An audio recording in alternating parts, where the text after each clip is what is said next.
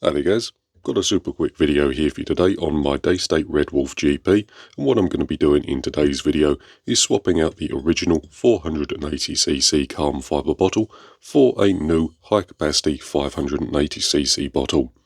As the bottle is a slightly larger capacity, we will get a few more shots. And whilst this Redwolf here is the GP, along with a Mark Sanderson grip set, the information in the video will also be relevant to the stocked standard Redwolf. With that said, the first thing we need to do is make sure that the rifle is safe to work on by first cocking the rifle, removing our magazine or single shot loader from the breech, and then firing the rifle into a nice safe backstop. That ensures that there's not a pellet loaded into the barrel and that the rifle is safe to work on. Now I've already done that just to save us a little bit of time, so the next thing I'm going to be doing is removing the battery. The battery on the GP is stored in this buffer tube section at the back. However, on the standard rifle, the battery is housed within the grip, so what you would do is pop the small cover off the bottom of the grip, pull the connection for the battery apart, then slide the battery out the base of the grip. On the GP, the first thing we need to do is unscrew this back section. Gently pull the wires out from the back. What we can do then is disconnect this small white connection here, and then pull the battery from the rear of the action. So that's just our battery. We'll stick that over to one side. As you pull the connection apart, just make sure you're gripping on the connections themselves rather than tugging on the wires. If you tug on the wires, there is a possibility of breaking them. The next thing I'm going to be doing is removing the action from the stock, and the first thing I need to do is remove the hamster, this bottom section of laminated wood, and I'm going to be doing that by using a 5mm Allen key just to remove the two securing screws. So there's our hamster section. We can put that over to one side. With that said, the next thing we need to do is loosen the stock bolt on the bottom of the stock here, and we're going to be doing that using an 8mm Allen key. Both the laminated stock and the GP chassis have the stock bolt in exactly the same position, and removing the action is pretty much the same on both rifles. The only thing we need to do is make sure we nice and carefully feed the battery wire through the buffer tube or through the grip of the stock, just making sure it doesn't get caught or pinched on anything as we remove it. So we're going to be doing that nice and carefully. Just making sure that the wire comes out nicely.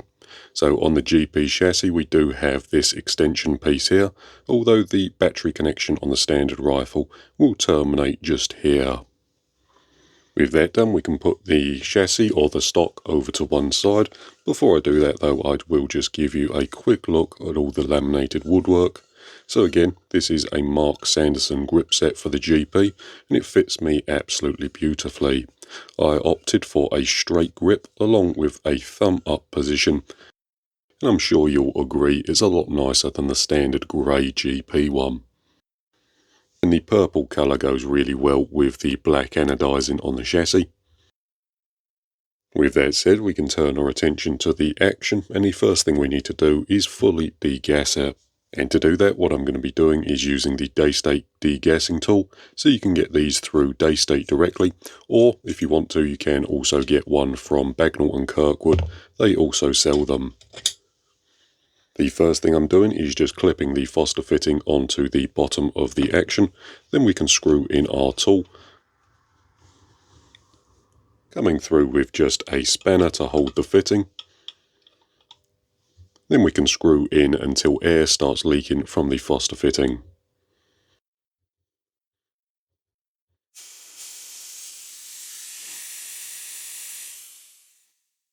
Once the hissing stops, we can go ahead and remove the tool from the Foster fitting by just unclipping it.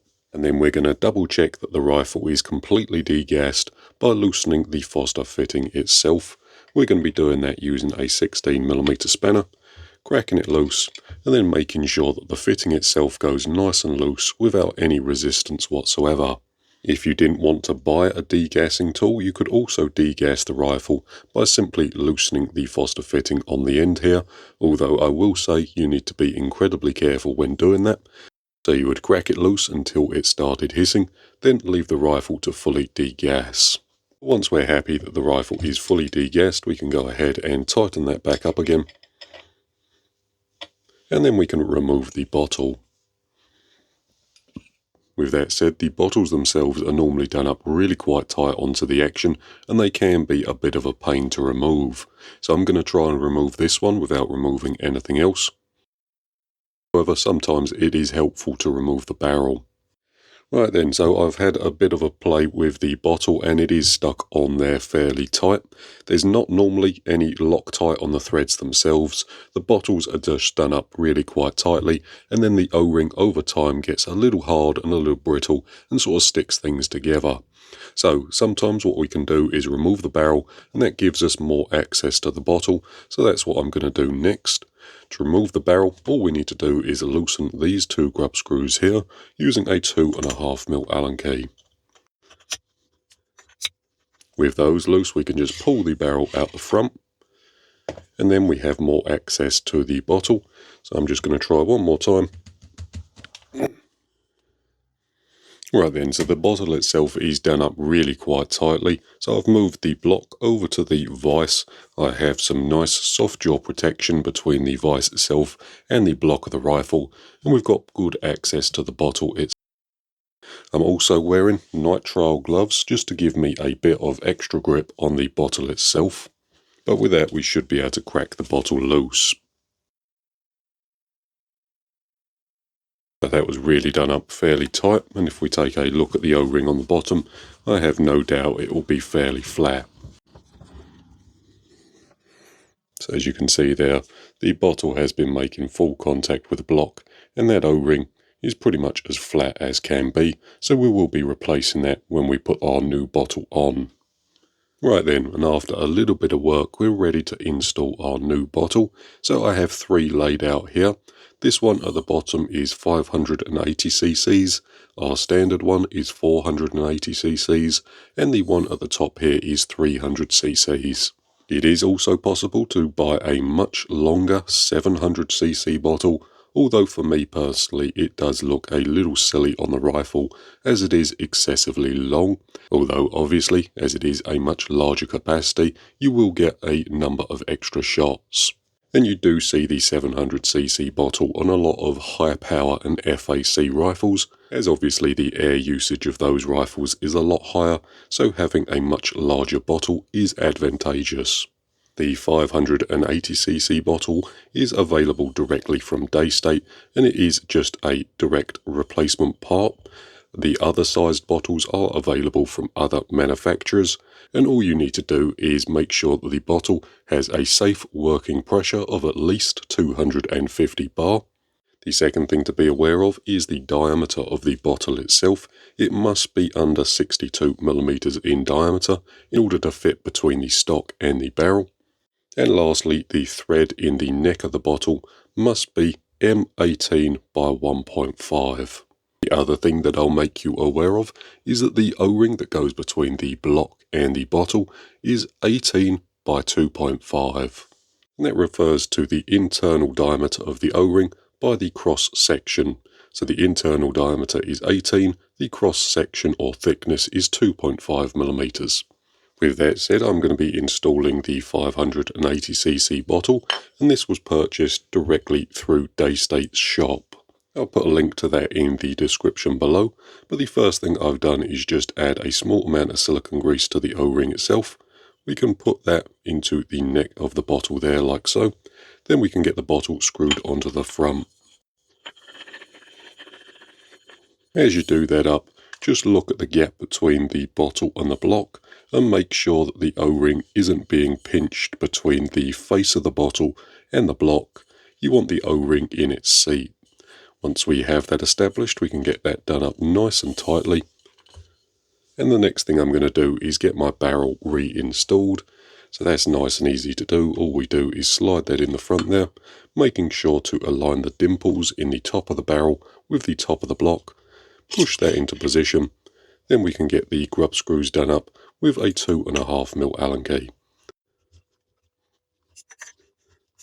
With that done, I'm just going to make sure that there is a gap all the way along between the bottle and the shroud. And as you can see there, we can see daylight through that gap there, so I'm quite happy. If the shroud itself is touching the bottle, that can cause accuracy issues, so just make sure that there's a gap all the way along. That shouldn't be a problem with the standard Daystate bottles.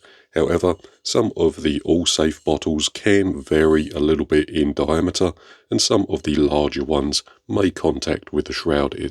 With that done, the next thing I'm going to do is gas the rifle up, just to make sure we have no major leaks.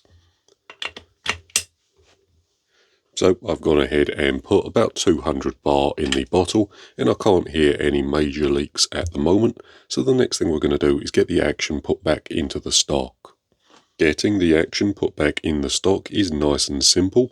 All we need to do is make sure the battery connection, this wire here, gets fed nicely through either the buffer tube on the GP chassis or through the grip on the standard laminated stock.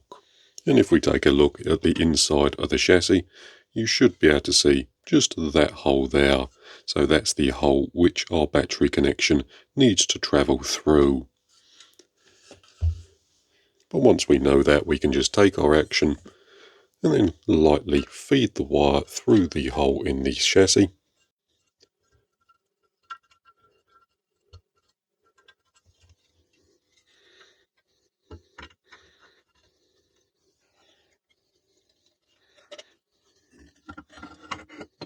Then get it dropped into position. As you push the battery wire through the buffer tube, eventually you should be able to lightly pull the battery connection out the rear and make sure it's all seated as it should be. On the standard laminated stocks, all you do is poke the battery wire through the grip, then lightly pull the connection out through the bottom as you lower the action into the stock. With that done, the next thing we can do is reinstall our stock bolt, and we're going to be getting that done up nice and tightly with an 8mm Allen key. Up next, we can reinstall our battery, and to do that, all we're going to be doing is feeding the battery through the buffer tube at the back here.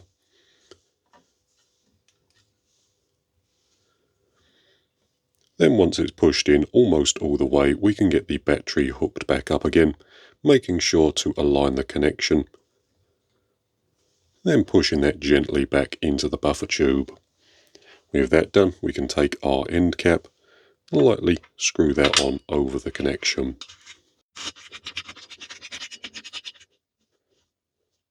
For the standard Redwolf stocks, it's pretty much the same process, just in the base of the grip. With that done, the next thing I'm going to be doing is adding my filler cap back to the bottom of the stock. Then we can reinstall my hamster.